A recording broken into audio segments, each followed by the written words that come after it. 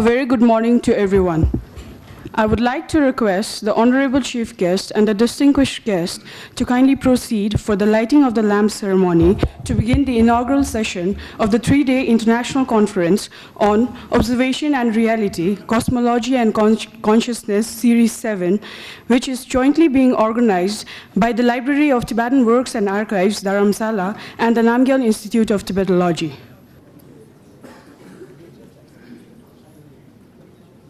May I now request Geshe Lhakdor, Director, Library of Tibetan Works and Archives, Dharamsala, to kindly deliver his welcome and introductory address.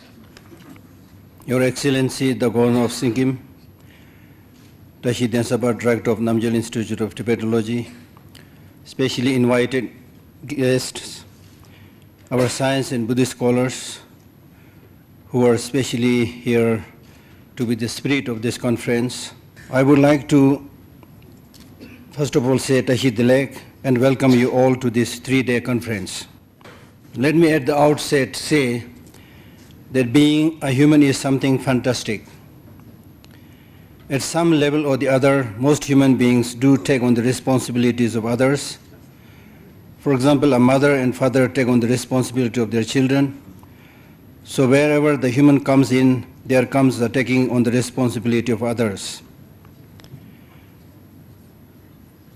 The more you take on responsibility for develop as a person,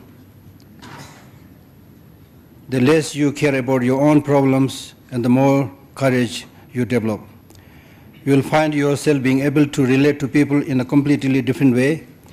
So your emotions, which are now very self-centered, self-cherishing, will begin to get transformed more or less spontaneously, automatically, and you will find the quality of your life changes. Sharing this responsibility, Namgyal Institute of Tibetology and Library of Tibetan Works and Archives have organized this conference. This conference, as you are aware, is cosmology consciousness in general, and particularly physics and philosophy, and more particularly observation and reality. The Greek philosophers before Socrates were predominantly concerned with speculation regarding the physical world, such as the nature of matter or the shape of the universe. Such inquiries became known in the Middle Ages as natural philosophy, what we now call science. The famous philosopher Bertrand Russell, one of his key assertions is that science education is key to attaining a future of happiness and democracy, and I personally believe that. It would be possible by organization and science to feed and house the whole population of the world, not luxuriously, but sufficiently to prevent great suffering. All this is of such immeasurable value to human life that we dare not oppress the sort of education which will tend to bring it about. In such an education, applied science will have to be the chief ingredient. Without physics and physiology and psychology, we cannot build a new world. It seems befitting to revisit Galileo's monumental impact on the rift between science and religion as he dethroned Earth from the center of heavens with his discovery of heliocentrism, sparking the scientific revolution. The difference between science and philosophy, according to some, but this is quite interesting, is that scientists learn more and more about less and less until she knows everything about nothing. Whereas a philosopher learns less and less about more and more until he knows nothing about everything. The famous thinker Carl Sagan refutes the popular perception of science as rationally objective, a vessel of capital T, which means truth, reminding us that every scientific concept and theory was birthed by a subjective, fallible human mind. All observations are made from distinct places and times, and in science, no less than art or philosophy by particular individuals. Although philosophy isn't a fiction, it can be more personal, creative, and open, a kind of counterbalance for science, even as it argues that science, with its emphasis on a kind of impersonal materialism, provide a crucial reality check for philosophy and a tendency to over-theorize that is inimical to the scientific spirit. Ideally, in the search of truth, science and philosophy, the impersonal and autobiographical can keep each other honest in a kind of open circuit.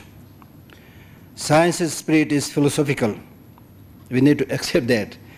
It is the spirit of cautioning, of curiosity, of critical inquiry, combined with fact-checking. It is the spirit of being able to admit you are wrong, of appealing to data, not authority, which does not like to admit it is wrong. So in this regard, Buddhists also have much to learn. But philosophy, although it historically gives rise to experimental science, sometimes preserves as a distinct mode of sustained cautioning that sharply distinguishes it from modern science, which can be too quick to provide answers. According to Bertrand Russell, philosophical conceptions are a product of two factors: one, inherited religious and ethical conceptions, the other called the scientific. Since thus Buddhism is a combination of both speculative and scientific philosophy, it advocates the scientific method and pursues that true of finality that may be called the rationalistic. In it are to be found answers to such questions of interest as what are mind and matter, of them which is of great importance. Is the universe moving towards a goal? What is the man's possession? Is there living that is noble? It takes up where science cannot lead because of the limitation of the latter's physical instruments. Its conquests are those of the mind. In the case of the physics, the beauty of physics is summed up in one simple fact: a child can ask questions that no professor can answer. Searching out these big questions in physics is rather like looking for a hay in a haystack. When it comes to physics, it appears there is no such thing as small question. With such big issues at its fingertip, it is small wonder that the most iconic scientists of our generations have been immersed in physics, like Einstein and Richard Feynman. I believe that we should demand that people try in their own minds to obtain for themselves a more consistent picture of their own world, because we have learned that by trying to put the points of view that we have in our head together and comparing one to the other, we make some progress in understanding and in appreciating where we are and what we are. I would like to quote from His Holiness' book, Universe in a Single Atom, where he says very eloquently the need for having this kind of dialogue. But I have nonetheless thought deeply about science, not just its implications for the understanding of what reality is, but the still more important questions of how it may influence ethics and human values. The specific areas of science that I have explored most over the years are subatomic physics, cosmology, and biology, including neuroscience and psychology. I have often wondered about the interface of key Buddhist concepts and major scientific ideas.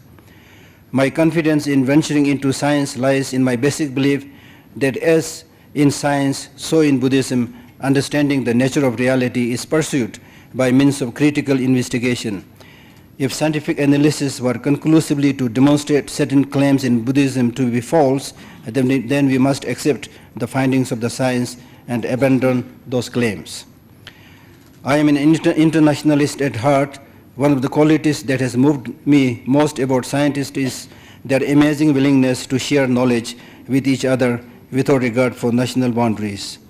I felt an implicit recognition in this spirit of the oneness of humanity and a liberating absence of proprietorship in matters of knowledge. The motivation for my interest in science is more than merely personal.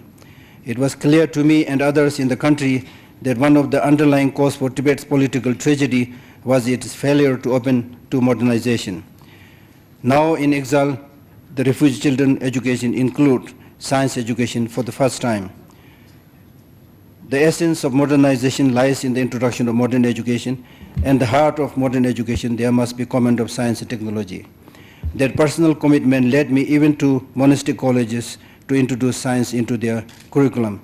So the Library of Tibetan Works and Archives over the last now nearly 20 years has been organizing various science workshops, conferences of this type, science exhibitions, publications of science textbooks, as well as for the first time we publish a bilingual science dictionary.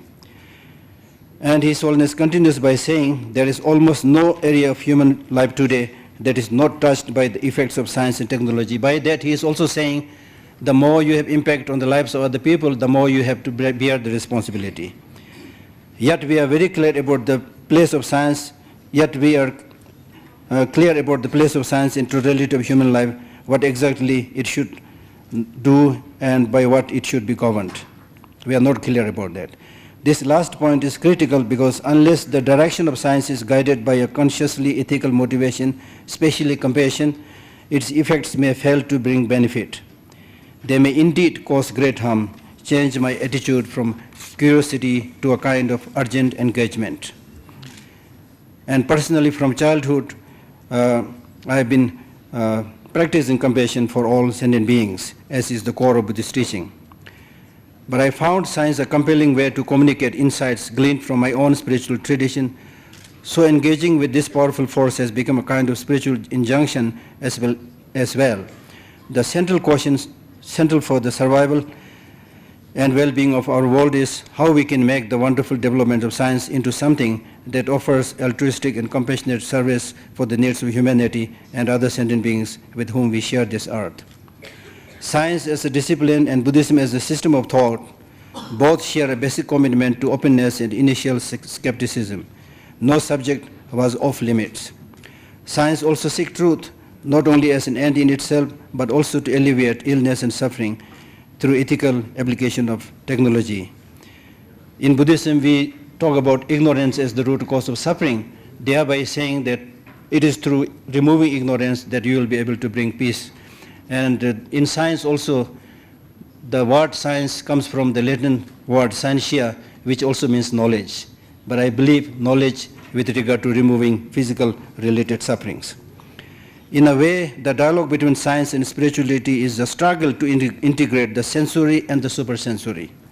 The physical and metaphysical has been addressed with varying degrees of sensitivity by some of history's greatest minds. Modern science at one particular time got divorced from metaphysics, but now more and more when it goes into the deeper layers of physical realities, the more it seems to be coming back to metaphysics, where there are areas like subtle mind which right now cannot be analyzed and studied by even the sophisticated machines. And then we have this terrible struggle to try to explain things to people who have no reason to want to know. But if they want to defend their own point of view, they will have to learn what yours is a little bit. I mean, nobody writes trying to explain the inconsistencies between the theological views and the scientific views. So the point is some of the crucial points needs to be discussed without being modest and friendly. Richard Feynman also reiterates a crucial point about the nature and purpose of science and critical thinking, the role of ignorance and the importance of embracing uncertainty met with enormous resistance in a culture conditioning for grasping at answers. A scientist is never certain. We all know that. Buddhists sometimes think that they are quite sure about many things, but I personally feel that we should join the scientists in terms of maintaining this uncertainty and maintaining doubt. We know that all our statements are approximate statements with different degrees of certainty, that when a statement is made, the question is not whether it is true or false, but rather how likely it is to be true or false. We must discuss each question within the uncertainties that are allowed. We absolutely must leave room for doubt, or there is no progress and there is no learning. There is no learning without having to pose a question, and a question requires doubt. People search for certainty, but there is no certainty. Just 2 days back, I gave a talk in the Namgyal Institute, and the topic that I chose was how to find happiness in an uncertain world. And most of your actions are based on incomplete knowledge, and you really don't know what it is all about, or what the purpose of the world is, or know a great deal of other things. It seems it is possible to live and not know, but that is not enough. Richard Feynman concludes by doing what he does best, bridging science and philosophy to expand the specific questions into a broader meditation on human existence. So today, we are not very well off. We don't see what we have done too well. Men, philosophers of all ages have tried to find the secret of existence. And there are 100,000 answers with regard to the question of secret of existence, the meaning of it all. Because if they could find the real meaning of life, then all this human effort, all this wonderful potentiality of human beings could then be moved in the correct direction, and we would march towards with great success. So to decide upon the answer is not scientific. In order to make progress, one must leave the door to the unknown ajar only. We are only at the beginning of the development of the human race, of the development of human mind, of intelligent life. We have years and years in the future. It is our responsibility not to give the answer today as to what it is all about, to drive everybody down in that direction and to say this is a solution to it all, because we will be chained then to the limit of our present imagination. We will only be able to do those things that we think today are the things to do, whereas if we leave always some room for doubt, some room for discussion, and proceed in a way analogous to the sciences, then this difficulty will not arise. It is because of these important issues and concerns we have taken the topic of this discussion here in this conference as observation and reality. In order to ensure greater happiness, we need to bridge the gap between observation and reality, or appearance and reality. What you observe may not be the truth, as the great Buddhist teacher Thongme Sangpo says, when you encounter an attractive object, see it like a beautiful rainbow in the summer, even though it may appear beautiful at a distance, but it is not truly existent. Therefore, give up craving and attachment. I would like to conclude by saying that material progress alone cannot solve the many problems we face today at many levels. These problems will also not be solved by science or religion, as they are only tools in the hands of human beings. The solution, therefore, will not come from science nor from religion. Solution is to come from man himself or herself.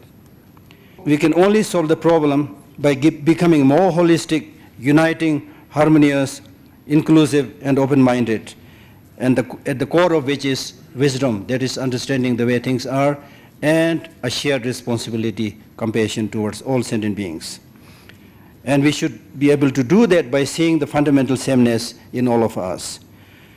It is our aspiration as the organizers of this conference that this conference makes it a small contribution towards that end.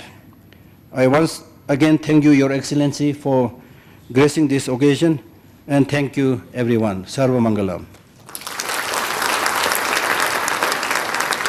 Thank you, sir, for your enlightening words. Now I would like to request the Honorable Governor, President, Namgyal Institute of Tibetology, to kindly address the gathering.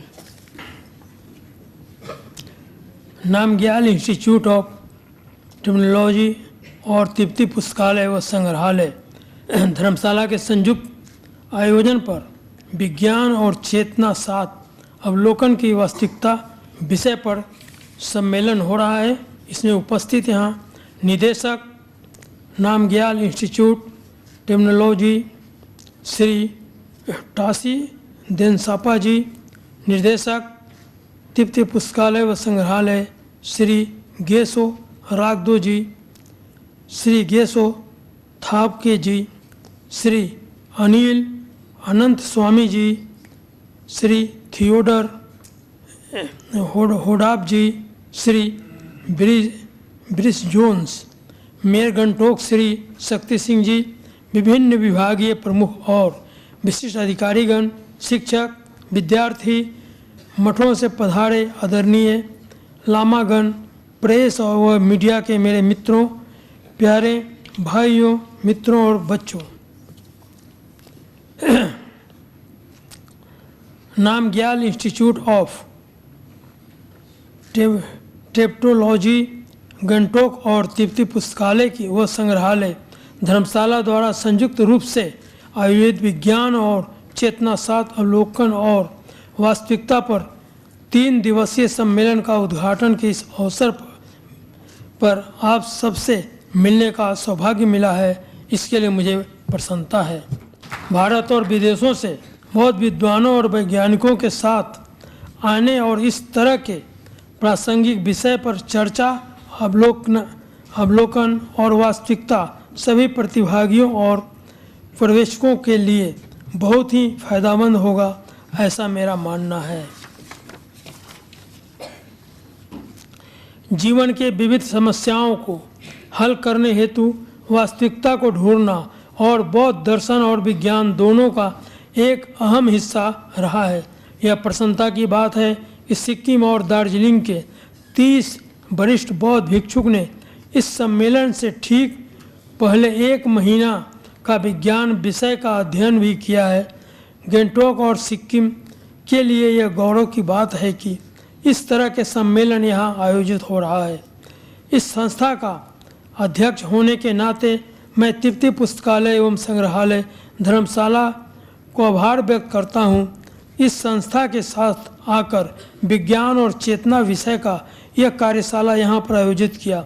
मुझे विश्वास है कि यह कार्यशाला सभी बौद्ध प्रतिभागियों के लिए अत्यंत लाभप्रद रहेगा और यह कार्यशाला के बाद आप सब अपना अनुभव सभी को साझा करेंगे। आप सबको ज्ञात है कि मानव मस्तिष्क की क्षमता असीमित है। इस पूरे ब्रह्मांड के अनेक तत्वों को जानने और समझने के लिए विज्ञान के साथ साथ आध्यात्मिक और सूक्ष्म प्राकृतिक परक वस्तुओं को ज्ञान परम आवश्यक है। लेकिन केवल किताबी ज्ञान नहीं, मानव कल्याण, शांति और मानवता का उत्थान हेतु इसका उपयोग अनिवार्य है। नहीं तो ऐसे अध्ययन, कार्यशाला और शोध ग्रंथ का कोई मूल्य नहीं रहेगा। क्योंकि आज जो आवश्यकता है, विज्ञान असीम है, ब्रह्मांड की ताकत असीम है। ब्रह्मांड को जानना और समझने के लिए काफ़ी अपनी जो मानसिकता है उसे बहुत आगे बढ़ाने की आवश्यकता है। इसके लिए अध्यात्म की भी आवश्यकता है। जहाँ पर किताबी ज्ञान प्राप्त कर रहे हैं, वहीं अध्यात्म सबसे ज़रूरी है, क्योंकि अध्यात्म के द्वारा ही आप अच्छी तरह से ब्रह्मांड के बारे में सोच और समझ सकते हैं। इसलिए मैं आशा करता हूँ इस तरह का सम्मेलन और कार्यशाला सिक्किम के युवा शोधकर्ता और आप विद्यार्थियों के लिए उपयोगी सिद्ध होगा। एक बार फिर राज्य के बाहर से आए हुए सभी प्रतिभागियों को सिक्किम में स्वागत करता हूं और कामना करता हूं कि आपका सिक्किम प्रवास अस्मरणीय रहेगा। आप सबों को अपने अपने कार्यों में सफलता मिले, इसके लिए मेरी शुभकामना है। और इन्हीं शब्दों के साथ मैं पुनः आप सबों के प्रति, इस संस्था के प्रति शुभकामना व्यक्त करता हूं कि इस भावना से, जिस विचार से लोग शोध कर रहे हैं, उसमें और उसको शोध को आगे बढ़ाते हुए कार्य करें। इन्हीं शब्दों के साथ बहुत बहुत धन्यवाद। जय सिक्किम, जय Bharat. Thank you, sir, for your kind words. May I now request the Director, Namgyal Institute of Tibetology, to kindly deliver his word of thanks. Honorable Governor, distinguished guests, members of the Sangha, secretaries, mayor, all our friends, welcome to this. It is my duty to now give the thanks. So I would like to, in the first instance, thank the Honorable Governor and the President of the Namgyal Institute of Tibetology for inaugurating this conference and taking off time to be with us. Now we also submit our gratitude to His Holiness the Dalai Lama, because it is his wisdom and vision that provided the directive to all the Tibetan monastic community in India to engage in science and to initiate science training that would eventually support the new horizon in learning of science and Buddhism. And these workshops and conferences are the products or the fruitful products of this wisdom and advice. I would like to also say that the Tibetan Library of Tibetan Works and Archives organized a 4-week introductory science course at the Institute of Tibetology. The intensive 4-week workshop introducing big ideas in science that are known to have connections to Buddhist philosophy from the 3rd to the 28th of September. The topics of this year's workshop included perception, physics, neuroscience, astronomy, cosmology, human health. A total of, as mentioned by the Honorable Governor, the total of 30 monks and 17 different monasteries of Sikkim and Darjeeling participated in this first-time introduction to science. I would like to express our appreciation to all the members of the Library of Tibetan Works and staff members of the Tibetan Works and Archives for their effort for this successful workshop.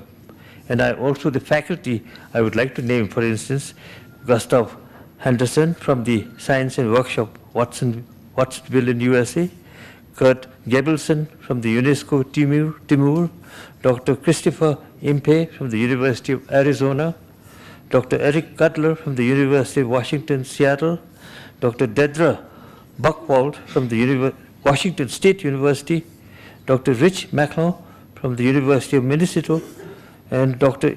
Linda Shaw, Astronomy Society of the Pacific in the United States. I'd like to thank all the conference presenters who are here with us today, and again to mention a few of them and give a short introduction. It is Dr. Anil Ananthaswamy. He's a journalist and author. He teaches the annual science journalism workshop at the National Center for Biological Science in Bangalore. Dr. Arya Chantasri is a postdoctoral researcher at the Griffith University in Australia. She graduated with a PhD in physics from the University of Rochester, New York. Wen Khenpo Cheong is a Buddhist scholar and a teacher who retired in 2016 after 30 years of service in the Buddhist philosophical teacher at the Nyingma Institute of Sikkim. Khenpo Cheong has participated in many seminars and conferences within and outside of India. Professor Howard Wiseman is a professor of physics at the Griffith University in Australia. His research is quantum theory, but he also collaborates often with experimentalism. Geshe Lhakdor is the director of the Library of Tibetan Works and Archives at Dharamsala, a distinguished Buddhist scholar. He was originally the English translator for His Holiness the Dalai Lama from 1989 to 2005 and has co-translated several books by the Dalai Lama. Geshe Thabgye is from the Seraj Monastery. He was among the first batch of monks to study at Emory University in Australia. After 3 years study at Emory, he started teaching regular physics classes at his monastery. Professor Theodore Hodop develops and directs education and diversity projects for the American Physical Society. His original scientific work projects for the was in experimental quantum optics. Professor Ian Durham is a physicist. He is a professor and chair of the Department of Physics at the St. Anselm College in Manchester, New Hampshire. We would also like to thank the director of the Tibetan Works and Archives and all the members of the staff for their sincere effort in making the workshop a great success, and to all the monks and participants for attending the classes with diligence, and once again our appreciation to the staff members of the Tibetan Library and Works for their relentless effort for preparing this conference also. My appreciation to all the members of the staff of the Namgyal Institute of Tibetology, and particularly to the Joint Director, as she held responsibility on my behalf during my absence. Our thanks also to the Ecclesiastical Department, to the Information and Publicity, and to the Home Department for allowing us to use of the hall, and the members of the Chintan Bhavan staff who have been very, very helpful to us. Our appreciation also to the press and social media and all other departments of the government of Sikkim for their assistance on organizing this conference. Last but not the least, our appreciation to Seeger family and the Templeton Foundation of the United States for their financial assistance for the workshops and conferences. We have now come to an end of the inauguration, and I would like to invite all the members of the delegates and members to come for tea and also to see the exhibition of tankas on climate change. Thank you very much.